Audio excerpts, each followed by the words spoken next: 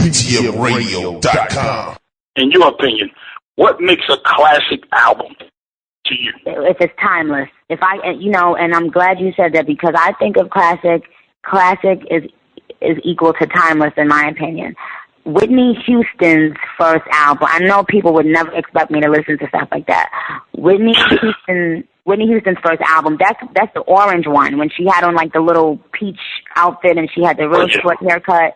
That's like one of my favorite albums of all time. Like, I could listen to it day and night. If you could listen to an album day and night, and you could pick it up 10 years down the road and you still love it, that's a classic album. And that's why I think Miseducation of Lauryn Hill is classic, because I could still listen to it today. Let me ask you this. How important is the DJ to you? Because my gosh, everything. The DJs are everything especially to an artist like me. People see all that Barbie stuff and forget where I came from. I came from Southside Jamaica, Queens. When just hoping that Big Mike would host my tape. Shout out to Big Mike. I'm an artist from that realm where the DJ is everything. You know what I'm saying? Shout out to all the DJs that have helped me so far, because if the DJ ain't spinning you, trust me, I know. If the DJ ain't spinning you, then it doesn't matter how hot the record is. You're not relevant. Nikki, I want to ask you a serious question. For that little girl that's in high school or whatever, she look up to you right now, you know what I'm saying? And she like, yo, I'm rapping, I'm busting in the cafeteria, I'm doing my thing in front of the tree outside, you know what I mean? Mm-hmm. And she walking the hallways like with her head down, because she feel like, you know what, people just, they ain't really, they ain't feeling me, or I feel like, you know what, I can't make it. But every night she go home and play your CD, you know what I'm saying, and listen and be like, one day I want to be like Nicki Minaj. What would you tell her, like, to lift her hopes right now? If that little girl is on the phone, like, damn. I would definitely tell her, whenever I've been at my lowest points in my life, it's been right before my breakthrough.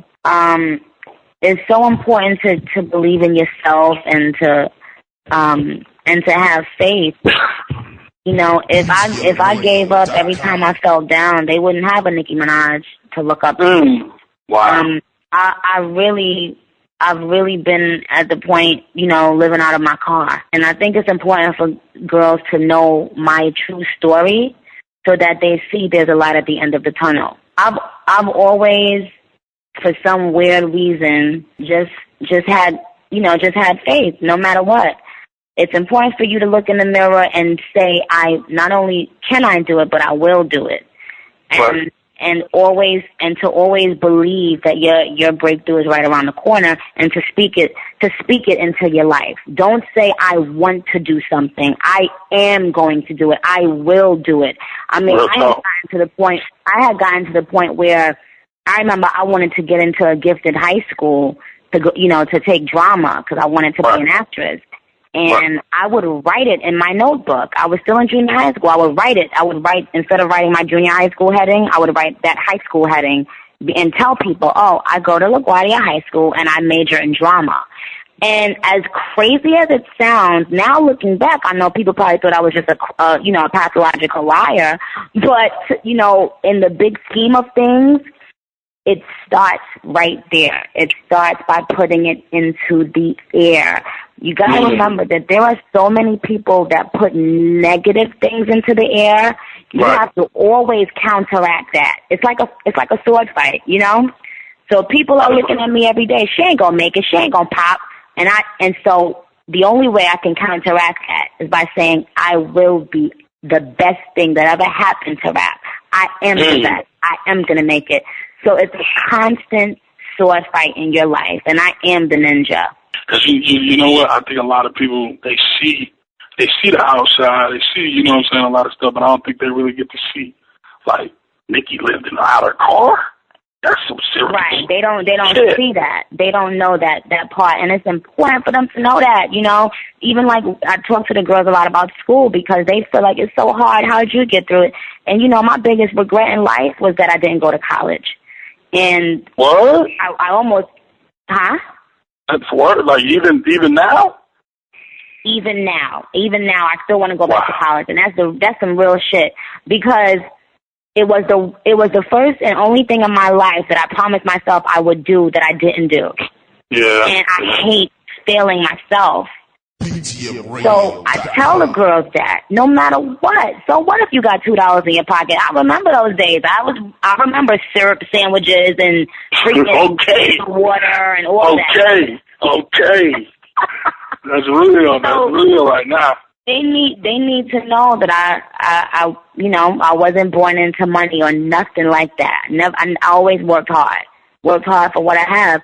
And sometimes those tears that you cry is the fuel that you need. It really is. It's okay to cry. I cried myself to sleep night after night after night. I have people tell me, you're living in a fantasy world. Get a 9 to 5. You're bugging out. It's not going to happen.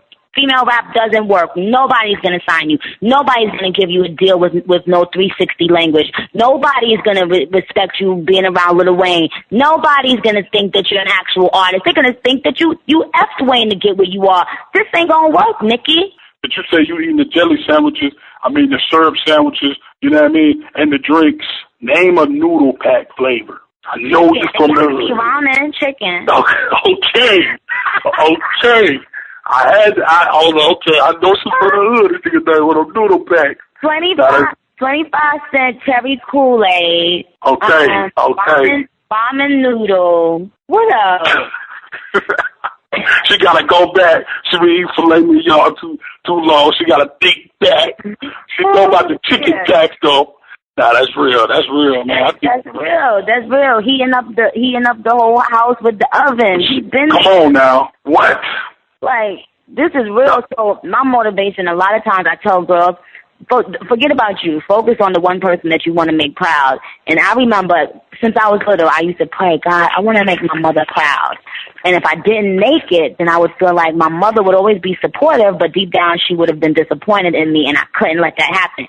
So that drove me.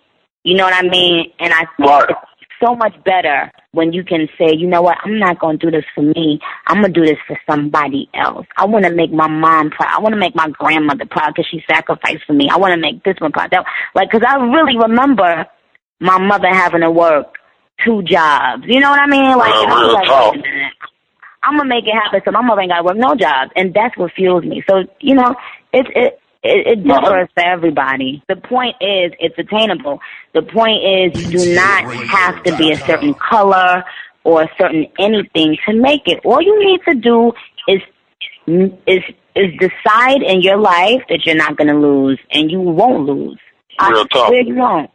I want to ask you, Nicki, like for real, it seemed like you were born in a blender to me, because you look like you're part Asian, Indian, black, like they just, picked a lot of pieces, you know what I'm saying, to put them together and made Nicki Minaj. Like, what is your descent for the people that, you know what I'm saying, for the people that just wondering? You know what? I'll answer that the day my album drops. As of right now, my nationality is bad bitch. That's it. All the girls have to know that we are all like Nicki, and that's why I always deflect that question. We appreciate you. I more appreciate you for real. Keep it at 100, because I don't think they even think you even knew about eating the house with the oven. You know what I'm saying? Like, for real. I know about that. You gotta wait till it heat up. 400, wait. Yeah, you know what I'm saying? I hope that heat get to that back room, you know what I mean? So I feel you. Yeah, and you know what else? I have to say this as well, because I have so many girls. A lot of girls write me very touching letters that really touch me to the point where I have to respond to them. If you don't know, another thing is that a lot of the girls have self-esteem issues. I came from a household where my father was on drugs. And he would literally steal our furniture and sell it, for drugs. Like, we'd literally come home and the lamps and the couches would be gone. And so from a very early age, I started hating men. I've had to learn how to take that, forgive and forget. Forgive them and forget it. Because you still have life. I speak to girls all the time. They walk around with all this hatred for one of their parents.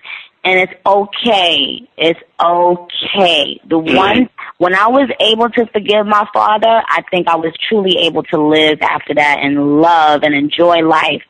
So that's the other thing I want my girls to know. Don't harbor that hate. Let it go. It's time. It's time for you to step into your own stardom, into your own light, into your blessing. But you cannot stand there harboring hate. You can't. PTFradio.com